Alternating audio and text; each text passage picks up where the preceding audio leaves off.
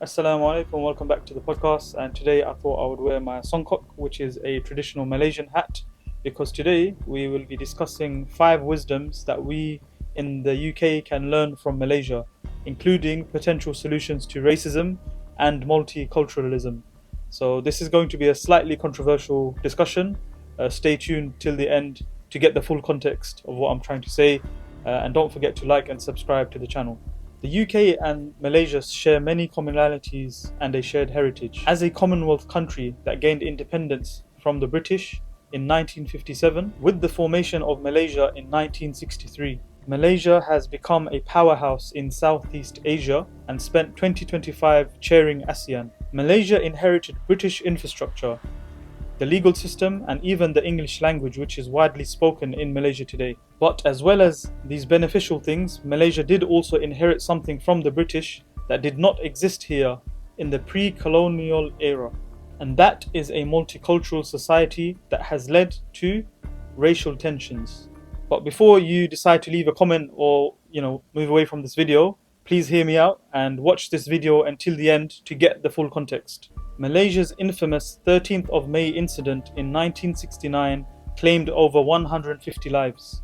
More recently, the Kampung Medan riots in 2001 claimed the lives of 6 people, with many others injured with slash wounds and broken bones. And all of this violence took place due to racial tensions and suspicions in Malaysian society. When I first arrived in Malaysia last year, I was not aware of these incidents or the deep racial tension that exists in Malaysia, primarily between the 3 large racial groups that exist here, which are the Malays, the Indians, and the Chinese. And maybe that's because people here don't want to spark more racial tensions or riots. That's why people do not like to talk about these things. However, despite the ongoing racial tensions, which are suppressed, I did want to mention some of the things that Malaysia has actually done to counter these racial tensions, and what the UK and other European countries which suffer from much greater racial tensions and divides can learn from this great nation.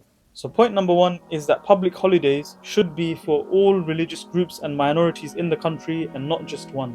In Malaysia, all the major religious and cultural festivities are celebrated with public holidays for all. This includes, let me get my list because it's a very lengthy list.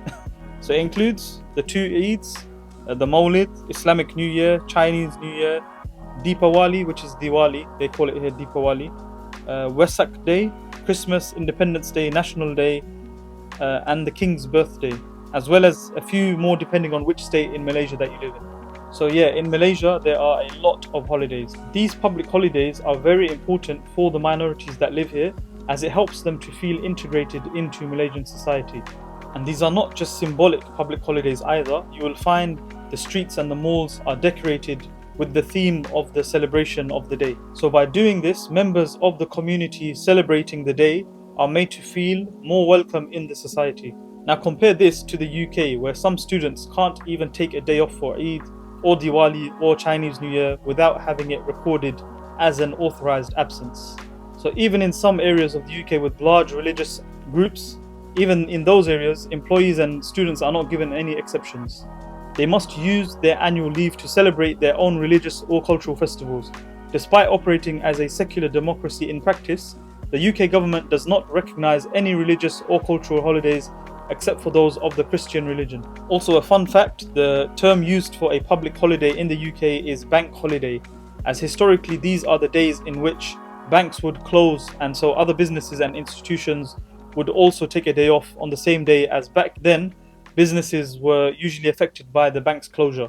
The UK government has previously declined adding more public holidays to its calendar, citing the high cost to the economy and the established nature of the current system as reasons supporting their decision. So what do you all think?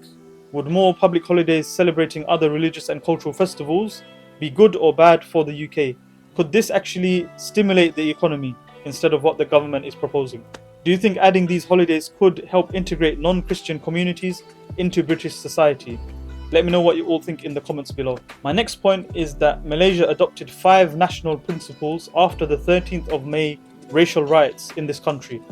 These principles helped the country to overcome the racial issues they were facing at the time. The 4th King of Malaysia declared the 5 national principles during the 13th anniversary of Malaysia's independence, shortly after the 13th of May racial riots. The principles were created to reduce racial tensions and reunite different ethnic groups. The Rukun Negara, as they are called, became the national philosophy of Malaysia and helped guide the country towards the progress that we all see today. The 5 principles are belief in God, loyalty to the king and country, supremacy of the constitution, rule of law, and courtesy and morality. So I did make a separate short video giving my thoughts and reflections on these 5 principles. I'll leave a link in the description box below. Do check that one out after this video. I'd love to know what you all think about these 5 principles. Could some of these potentially be adopted in the UK and other European countries in order to combat racism? Or is this simply not possible in the UK? Are we too different of a society? And these principles just wouldn't work there. I'm really interested to know what you guys think on this one. So wisdom number 3 is a concept called muhibba, which is derived from the Arabic word which means loving. This concept encourages Malaysians to not only tolerate each other if they are from different religions and cultures, but to actually love each other despite their differences. There are many local traditions that embody this concept, such as open houses. Open houses are when people of all religions and cultures in Malaysia open up their homes during their festivals just to share food with one another. Anyone is able to attend an open house, eat food, socialize with other neighbors, and leave without participating in any religious or cultural rituals. This is a great way to keep the community united and participate in festivities across religions and cultures without having to perform rituals which may go against your own beliefs. In the UK, it is common for mosques to have an open mosque day in which people come to learn about Islam, and guests are usually given food at the same time. But Malaysia goes a step further with this open house concept, which basically opens up people's homes to the public. So can anyone imagine in the UK Muslims, Christians, Jews, Hindus, Sikhs and everyone else having their homes opened up for everyone else to come and have some food? Could this be something that could increase community cohesion in the UK? Or is it just not possible in the UK again because of crime? Imagine opening up your home and some people come and rob you. I can just imagine this going wrong in the UK. But I would love to know what you guys think anyway, because in Malaysia it's very common practice to do that here. And I would love to see this in the UK, but I mean, how do we do this? Because I feel like it's just not going to happen in the UK. But I can at the same time see the benefits in Malaysia of this concept. So yeah, leave your comments below and let me know what you guys think. Could this be something that could help fight racism and promote multiculturalism in the UK? So point number 4 is Islamic teachings of peace, respect and humility. So as a Muslim majority country, Malaysia is without doubt influenced by the religion of Islam. In many Muslim countries, you will find Muslims only by name and not by practice, but in Malaysia, the Muslim population here take their religion very seriously. Here you will find mosques and suraus, as they are called, which are basically prayer rooms, packed out during all 5 daily prayers. You will find almost all Muslim women observing the hijab, and girls are actually motivated to start much earlier than I am used to. So because of all the girls around her wearing hijab to the mosque, my 4-year-old even wants to wear the hijab.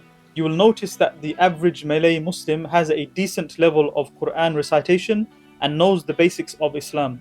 But most of all, you will find Muslims here to be very well mannered. So my first encounter with Malays was actually in Umrah back in 2015. This is where I first saw a group of Malaysians, and anyone who's been to Umrah, you can agree with me, I'm sure. You'll notice 2 particular communities that stand out quite a bit, and those 2 communities are the Turks and the Malays. And the reason they stand out is because when they're doing the tawaf around the Kaaba, they usually are wearing the same color band, and you can visibly see them in a large group going around the Kaaba doing tawaf. So this is my first experience of Malaysians. And when I spoke to these groups of Malaysians at Umrah, I found them to be very well mannered, and immediately I felt comfortable around them and very welcomed. My second encounter with a group of Malay Muslims was at an Islamic conference in Turkey, which I attended. Here I met a group of Malaysians who I just clicked with the first day that we met, and they actually were the ones that encouraged me to consider moving here. So a huge thank you to Amir, Azlan, Firdaus and Saeed. You all continue to be a source of inspiration for me. I know that many Malaysian citizens who are not Muslim do not like Malaysia being called a Muslim country. And you know what, that's okay. The fact that you see yourself as Malaysian for many Muslims is a wonderful thing and demonstrates a level of success with the Malaysian model. Similarly, in the UK, we see ourselves as British Muslims, even though the UK has a Christian head of state who is the king. So what do you all think about Islamic or even Christian teachings becoming a part of the culture in the UK? Would this benefit the UK, which has largely become an atheist nation? Let me know what you think in the comments. So this final point may surprise a lot of Malaysians, but allow me to explain. And point number 5, or wisdom number 5, is actually the mamaks as a hub for social interactions and activity. And for the non-Malaysians, mamaks are local restaurants in Malaysia which are usually located in corner lots of a shopping district. The food is very affordable, it's absolutely delicious, and restaurants are usually open 24/7. Due to this, mamaks have become a popular place for Malaysians to hang out and socialize, despite being run by Muslims of Indian heritage specifically. All Malaysians of all ethnicities and religions have accepted these restaurants as the place to come and eat and socialize. The fact that everyone is able to sit in one restaurant and eat in peace is a wonderful thing. And believe it or not, these mamaks are contributing towards social cohesion and a peaceful society here in Malaysia. So many of you may be aware that in the past month, British Muslims in the UK have once again been challenged by racist far-right groups who wish to see a crusade, as they call it, against Muslims. Europe also seems to be following the same trend, with far-right politics and Nazi ideologies thriving in recent years. Could it be possible for the UK and other European countries to put a stop to the racism by implementing some of the Malaysian strategies that I mentioned in this video today? I truly believe Malaysia has a great model that others can learn from. I would love to know again what you guys think in the comments. This is slightly controversial what I'm saying, but please bear with me and let's get this discussion started, because I don't want to see the UK at war. We're all neighbours. I grew up in the UK. It's just a shame to see what's happening there right now. A lot of my friends are, they're English, Jamaicans. I have friends who are Chinese, all different cultures and ethnicities, and we used to get along so well. But the way the UK is going now, it's just heading in a direction where these racist issues are being amplified. So we need to find a way really to stop this, because this is just going to lead to more chaos. It's going to lead to more violence on the streets, and none of us really want to see this, let's be honest. So please leave your comments in the comment section below, and let's get this discussion started. So in summary, Malaysia's unique identity fuses together multiple religions and cultures, whilst Islam remains as its national religion. Historically, Malaysia has had some racial tensions, and this was somewhat expected as so many different ethnic groups were brought here during British rule, and it took time for Malaysia to really form its identity. The Malaysian identity that we see today is an example for the whole world, and other Muslim countries in particular that struggle with differences of opinion and unity. Despite there being some tensions between a small minority of people here, the majority of Malaysian society is united, stable, and embodying the concepts of muhibbah, which I mentioned previously, and they're genuinely trying to love each other and live in harmony. May Allah bless Malaysia, its leadership, and its people. May you continue to be a shining lamp that can guide other nations away from racism. Thank you for watching. Please do not forget to like, share, and subscribe to the channel for more great content. I hope you found the content beneficial and interesting.